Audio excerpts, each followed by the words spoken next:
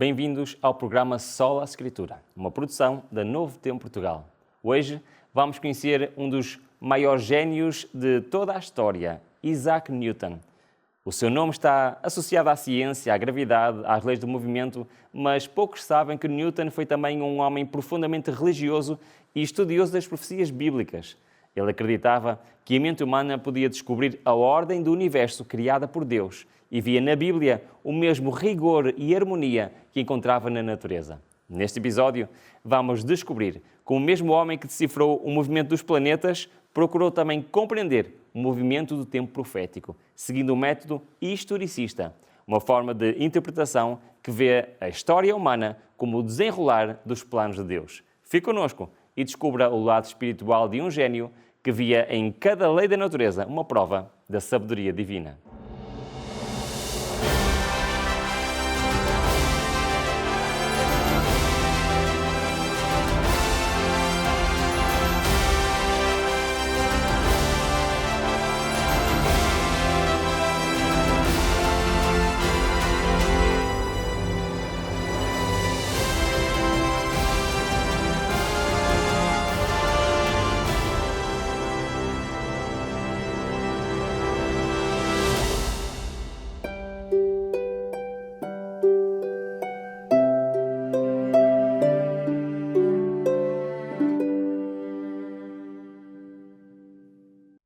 Hoje falamos de Isaac Newton, um nome que todos associamos à ciência, mas poucos conhecem a sua história pessoal. Ruben, como foi a infância deste homem que viria a transformar o pensamento moderno? A infância de Isaac Newton foi marcada por solidão e fragilidade. Ele nasceu em Woolsthorpe, uma pequena aldeia de Lincolnshire, Inglaterra, no dia de Natal de 1642, de acordo com o antigo calendário, o que corresponde ao calendário atual a 4 de janeiro de 1643. Ele nasceu prematuro devido à morte do pai. Portanto, a mãe ficou viúva antes mesmo de o ver nascer e por causa da morte do pai ele nasceu prematuramente. Um dos seus biógrafos, David Brewster, conta que era tão pequeno que podiam tê-lo colocado dentro de uma caneca. Quando tinha apenas 3 anos, a mãe voltou a casar-se e deixou o pequeno Isaac ao cuidado da avó. Essa separação marcou profundamente o seu caráter. Era um menino introspectivo que raramente brincava com os outros. Preferia o silêncio das ideias ao ruído das brincadeiras.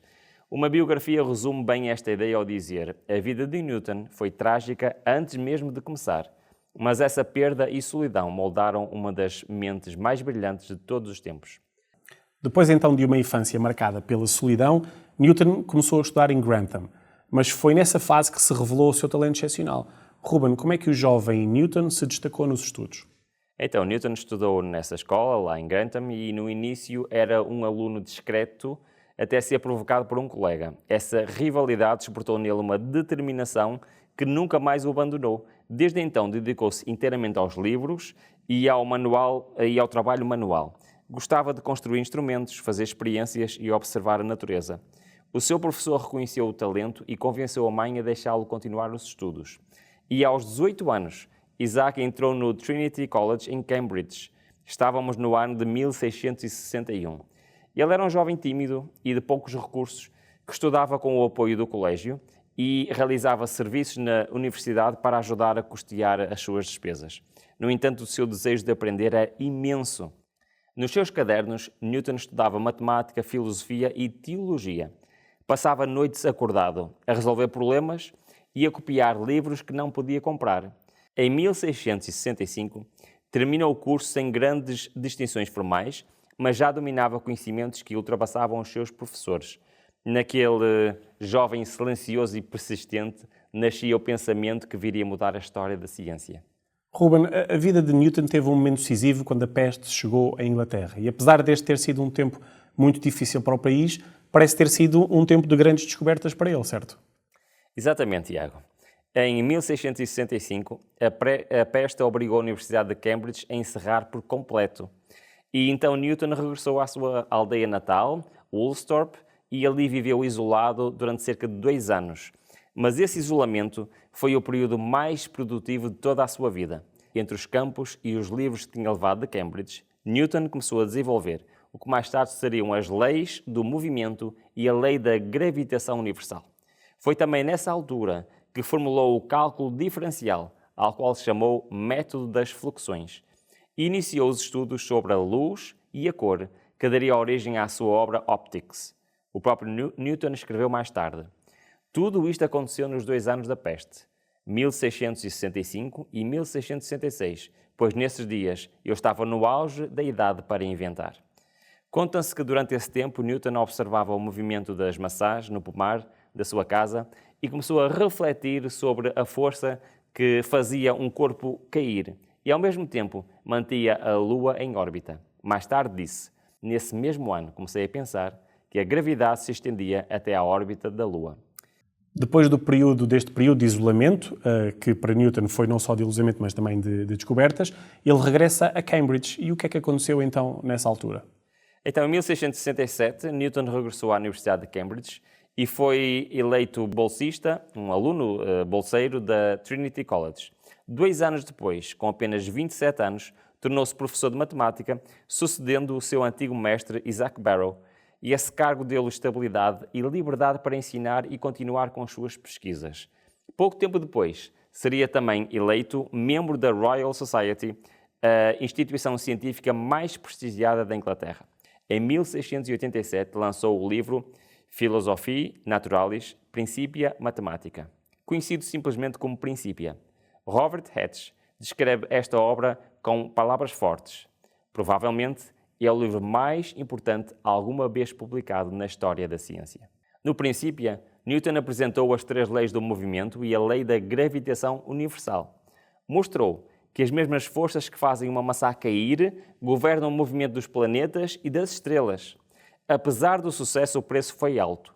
As polémicas e a pressão intelectual deixaram-nos exausto. No entanto, o princípio estabeleceu um novo paradigma, uma visão ordenada, racional e matemática do cosmos, que unia a física terrestre e celestial sobre as mesmas leis. E este livro foi o culminar de 20 anos de trabalho e um triunfo de uma mente que via na natureza a assinatura do Criador. Ruben, nós até agora vimos Newton como um gênio brilhante e muito disciplinado, mas há também um lado triste na sua vida. Sim, Tiago, é verdade. Por trás do homem da ciência havia um espírito inquieto em busca de algo mais profundo. Depois de anos de trabalho intenso e polémicas constantes, Newton começou a sofrer algumas crises emocionais e especialmente após 1678, com a morte da sua mãe, que o abalou profundamente. E logo depois disso veio então uma fase de isolamento e também uma fase de exaustão mental. Mas apesar de tudo, foi nesse período que ele também revelou que a sua fé estava intacta. Newton via a investigação da natureza como uma forma de adorar o Criador. Ele próprio escreveu nos seus cadernos: Deus governa todas as coisas e conhece tudo o que é ou pode ser feito. Por isso, mesmo nos momentos difíceis e de solidão, Newton nunca se afastou da fé. Procurava compreender as leis do universo, não para se engrandecer, mas para se aproximar de Deus. Depois de tantas descobertas e também de momentos difíceis, Newton acabou por alcançar reconhecimento público. Como é que foi essa fase final da sua vida? Bom, essa fase foi um tempo de mais prestígio e honra. Por exemplo, em 1696, Newton foi nomeado superintendente da Casa da Moeda e 3 anos depois tornou-se o seu mestre, um dos cargos mais respeitados do governo britânico. A sua inteligência em sentido de justiça ajudaram a formar o sistema monetário inglês. Newton tratava essa função com o mesmo rigor moral com que fazia ciência e acreditava que a ordem e a honestidade eram expressões do caráter divino. E em 1703 foi eleito presidente da Royal Society, cargo que manteve até à sua morte. E em 1705 recebeu o título de cavaleiro, tornando-se Sir Isaac Newton.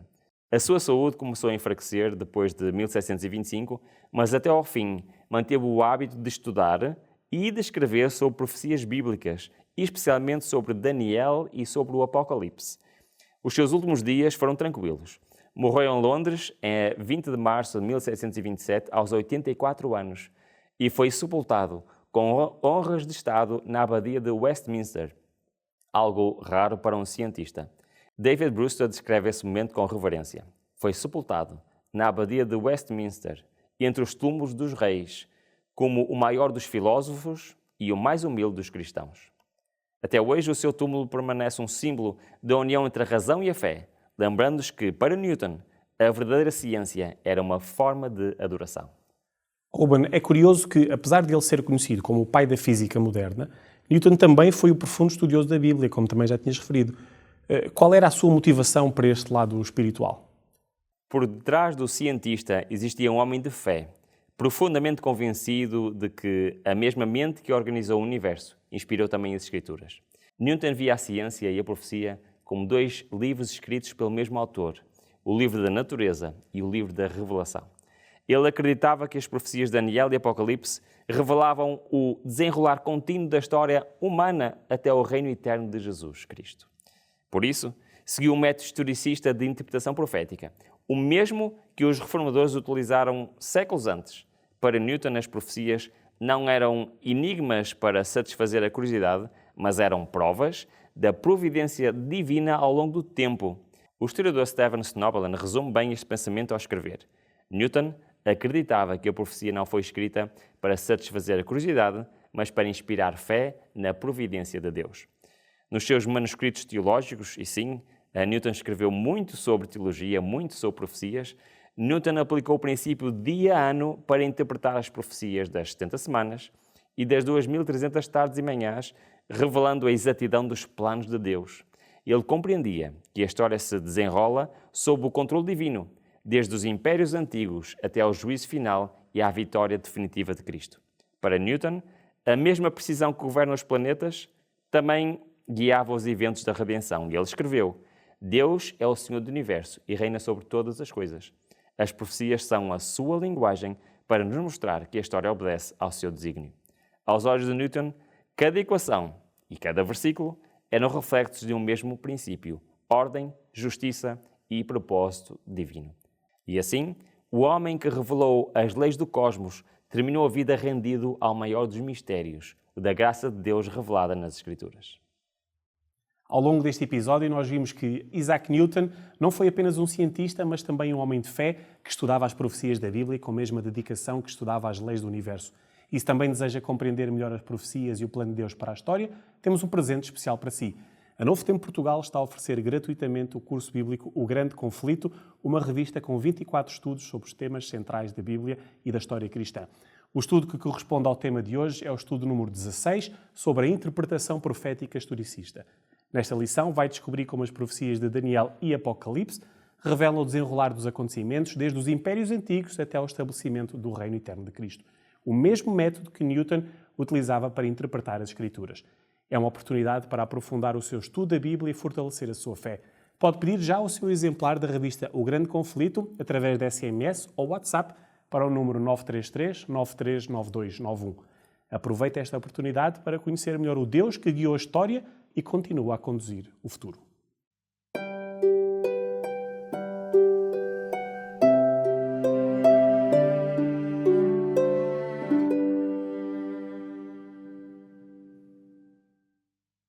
A história da interpretação profética é, na verdade, a história da forma como a Igreja compreendeu o modo de Deus agir no tempo. Desde os dias de Daniel e do apóstolo João, a profecia foi revelada como uma linha contínua de acontecimentos que mostrava o desenrolar dos planos divinos até ao reino eterno de Cristo.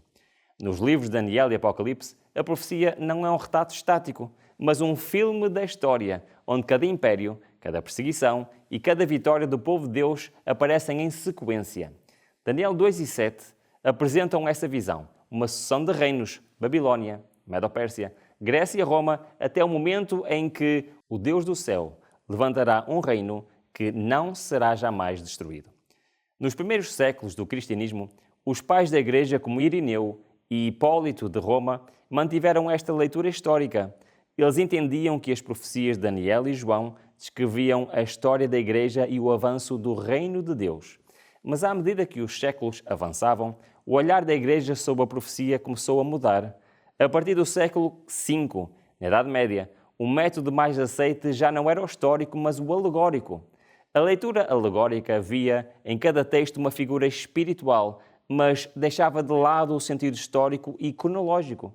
Este tipo de leitura fortaleceu a autoridade da Igreja institucional, porque afastava o foco do texto literal e colocava a interpretação nas mãos do clero. Durante quase 1000 anos, o sentido profético ficou oculto sobre a linguagem simbólica e o povo perdeu o acesso direto às Escrituras. No entanto, no século XII surge uma figura notável, Joaquim de Fiori, um monge italiano que rompeu parcialmente com o alegorismo dominante. A sua visão não era ainda um método historicista completo, mas recuperava a ideia de que a história é o palco da revelação divina. Joaquim acreditava que as profecias se cumpriram progressivamente e que a humanidade caminhava para um tempo de renovação espiritual guiado por Deus. O seu pensamento abriu caminho para que, séculos mais tarde, os reformadores protestantes voltassem a ler a profecia como uma narrativa histórica. Quando chega à Reforma do século XVI, o livro de Daniel é redescoberto. Martinho Lutero, João Calvino, Melanchthon e João Knox voltaram ao método literal e histórico. Eles rejeitaram o alegorismo medieval e reconheceram que as profecias descrevem a sucessão dos impérios e o conflito entre a verdade e o erro dentro da história cristã. A Reforma devolveu a profecia ao povo e mostrou que a palavra de Deus interpreta a própria história. Nos séculos seguintes, o método historicista foi sendo consolidado por grandes pensadores protestantes, entre os quais Isaac Newton. Newton aplicou ao estudo da profecia a mesma precisão que aplicava à física. Nos seus escritos teológicos, interpretou as visões de Daniel e Apocalipse como uma linha contínua desde o tempo dos profetas até o tempo do fim do mundo. Ele escreveu: as profecias foram dadas não para satisfazer a curiosidade, mas para confirmar a fé, demonstrando que Deus governa o curso da história. Com o tempo, outras interpretações, como o preterismo e o futurismo, tentaram fragmentar a profecia, restringindo-a ao passado ou empurrando-a apenas para o fim dos tempos. Mas o método historicista continua a ser o único que reconhece a continuidade do plano de Deus e a sua presença constante na história. Hoje, olhamos para o mundo moderno. O desafio é o mesmo: compreender o tempo em que vivemos à luz da profecia.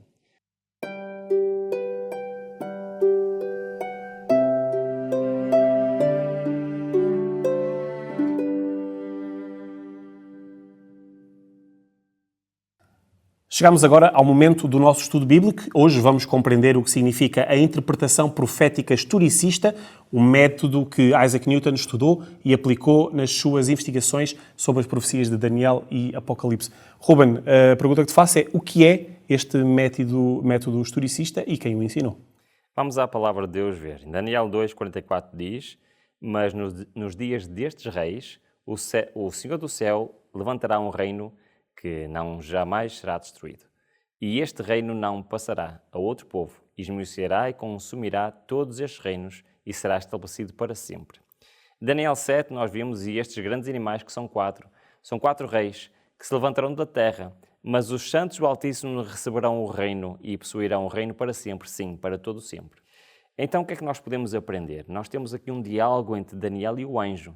E neste diálogo nós vemos claramente que as profecias bíblicas revelam o desenrolar contínuo da história, desde o tempo do profeta até o estabelecimento do reino eterno de Deus. O anjo foi quem ensinou a Daniel o método historicista. Por isso, o método historicista não é uma invenção humana, mas sim foi a maneira como o anjo explicou a Daniel a interpretação profética, mostrando que Deus é soberano sobre os acontecimentos humanos. Que eventos é que estão perdidos nesta profecia das 70 semanas que já tinhas falado há pouco? Bom, a profecia das 70 semanas foi uma daquelas que Isaac Newton estudou, e se nós formos ver em Daniel 9 e lemos esta profecia, vamos ler o versículo 24, 70 semanas estão determinadas sobre o teu povo e sobre a tua santa cidade para cessar a transgressão e para dar fim aos pecados, e para expiar a iniquidade e trazer a justiça eterna, e selar a visão, a profecia, e para ungir o santo dos santos. Então esta profecia das 70 semanas, ela prediz o tempo entre o decreto para a reconstrução de Jerusalém até à vinda do Messias. Ora, é óbvio que isto não podia ser em 70 semanas literais. Daí a importância desta relação de dia a ano na interpretação profética. E então nós, com esta profecia, conseguimos entender a data da vinda do Messias. Inclui o seu ministério, nesta profecia inclui a sua morte, e também o fim do tempo determinado para Israel como nação escolhida. O que é então este princípio dia-ano na interpretação profética? Nós, para entendermos o dia-ano, temos que ir a Ezequiel e Números. Por exemplo, Ezequiel diz: "E quando tiveres cumprido estas, tornar-te-ás a deitar sobre o teu lado direito e levarás a iniquidade da casa de Judá 40 dias. Um dia te dei para cada ano." Em Números 14 diz: "Segundo o número dos teus dias em que espiaste a terra, 40 dias. Cada dia por um ano levareis as vossas iniquidades, 40 anos, e conhecereis a minha reprovação." Então, o que é que nós temos aqui? Temos o princípio adiano, que nos ensina que em profecias simbólicas, e só em profecias simbólicas, um dia representa literalmente um ano. Ou seja, se nós falarmos, por exemplo, 10 dias, isso são 10 anos. E este princípio é essencial para compreender o cumprimento cronológico das profecias. E usando este método, as profecias todas se encaixam perfeitamente. Isaac Newton utilizou este método para interpretar tanto a profecia das 70 semanas como a profecia das 2300 tardes e manhãs. Como é que se aplica o princípio dia-ano à profecia das 70 semanas? Ora, vamos ver, vamos olhar. É um pouco complexo, mas vamos tentar desvendar aqui este princípio. Daniel 9:25 diz: "Sabe e entende, desde a saída da ordem para restaurar e para edificar Jerusalém até ao Messias, o príncipe, haverá 7 semanas e 62 semanas. As ruas e o muro se reedificarão, mas em tempos de angustiosos." E se nós formos a Esdras, no capítulo 7, nós vemos exatamente o decreto a decretar, a promulgar a tal restauração, a ordem para restaurar e edificar Jerusalém. Nós lemos em Esdras 7, 12 e 13, Artaxerxes, o rei dos reis, é Esdras, sacerdote, escriba da lei, do Deus do céu. Paz perfeita em tal tempo. Por mim se decreta que em todo o meu reino, qualquer do povo de Israel e dos seus sacerdotes e levitas quiser ir comigo a Jerusalém, vá. E este decreto, esta lei, foi instituída com o propósito de eles irem restaurar a Jerusalém. Então nós conseguimos, vendo pela história, identificar e aplicar estas 70 semanas, que, aplicando o princípio de dia-ano, Tiago, 70 semanas são então 490 anos. E nós sabemos que este período em que foi promulgada esta lei começou no outono de 457 a.C., ou seja, o tal decreto para reconstruir Jerusalém. Então, se nós acrescentarmos a esta data 490 anos, nós vemos que este período profético termina precisamente no outono do ano 34 depois de Cristo, marcando o fim do tempo determinado para Israel e o início da pregação do Evangelho aos gentios, o início da era cristã como conhecemos hoje. Que eventos, então, específicos é que ocorreram durante estas 70 semanas? Então vamos ler. Sabendo que já sabemos as datas em que começam e terminam esta profecia, já aplicamos o princípio de ano, e agora vamos ler tentando entender que acontecimentos estão preditos nesta profecia. Para isso vamos ler Daniel 9, versículo 26 e 27. "E depois das 62 semanas será cortado o Messias, mas não para si mesmo. E o povo do príncipe que há de vir destruirá a cidade e o santuário, e o seu fim será como uma inundação, e até ao fim haverá guerra. Estão determinadas assolações, e ele firmará um concerto com muitos por uma semana, e na metade da semana fará cessar o sacrifício e a oferta de manjares." E finalmente, Atos 7, "Mas ele, estando cheio do Espírito Santo, e fixando os olhos no céu, viu a glória de Deus e Jesus, que estava à direita de Deus, e disse: Eis que vejo os céus abertos, e o Filho do Homem, que está em pé à direita de Deus." Nós lemos estes textos e ao princípio eles parecem um pouco desconexos, mas cada um destes textos são o cumprimento da profecia das 70 semanas lá de Daniel, capítulo 9. Então nós vimos que o período das 70 semanas começa em 457 a.C., com a reconstrução de Jerusalém. Nós vimos isto em Esdras, capítulo 7. Mas após as 69 semanas, ou seja, após os 483 primeiros anos desta profecia, chegamos precisamente ao ano 27, que foi o quê? Foi precisamente na altura que Jesus foi batizado e iniciou o seu ministério. E depois a profecia fala-nos de meia semana, ou seja, 3 anos e meio. E o que é que aconteceu? O que é que diz a profecia? O cumprimento é exatamente o ano 31 depois de Cristo, que foi Jesus crucificado e fazendo cessar o sistema de sacrifícios, como lemos nos textos anteriores. E por fim, o último acontecimento que lemos em Atos foi no ano 34 depois de Cristo, com a morte de Estevão e o início da pregação aos gentios, cumpriu-se o período determinado para Israel. Então, cada um destes versículos aqui que nós lemos do Novo Testamento são o cumprimento desta profecia de Daniel, capítulo 9. E as datas encaixam certinho ao milímetro, ou seja, é o método historicista, com o princípio de ano, é o método certo para interpretar a visão profética da Bíblia. Chegamos ao fim do nosso estudo bíblico. Hoje percebemos que a profecia não é apenas um conjunto de símbolos ou datas, mas uma revelação do amor e da justiça de Deus a atuar na história. Isaac Newton, um dos maiores génios de todos os tempos, compreendeu que as mesmas leis que governam o universo também revelam o plano de Deus para a humanidade. As profecias de Daniel e Apocalipse são um lembrete de que a história não está nas mãos dos homens, mas nas mãos do Criador. Ruben, tens algo mais a acrescentar? O método historicista mostra-nos que o Senhor que dirige os acontecimentos, cumprindo cada promessa no tempo certo. As profecias não servem para alimentar a curiosidade, mas para fortalecer a fé e preparar-nos para o regresso de Cristo. Hoje, Deus convida-nos a confiar no seu plano e a viver com esperança, sabendo que o mesmo Deus que guiou os impérios do passado continua a governar o nosso presente. As profecias cumpriram-se com precisão até aqui e cumprem-se ainda hoje diante dos nossos olhos. Por isso, o maior desafio não é entender todas as datas, mas permitir que a palavra transforme o nosso coração e nos prepare para o reino eterno que está prestes a ser estabelecido. Se deseja continuar a compreender as profecias e a fortalecer a sua fé, pode pedir gratuitamente o curso bíblico O Grande Conflito. O estudo de hoje corresponde ao estudo número 16 sobre a interpretação profética historicista. Peça já o seu exemplar através do SMS ou WhatsApp para o número 933 939291. Que o mesmo Deus que guiou Daniel, inspirou Newton e sustém o universo, guie também a sua vida. Até ao próximo programa.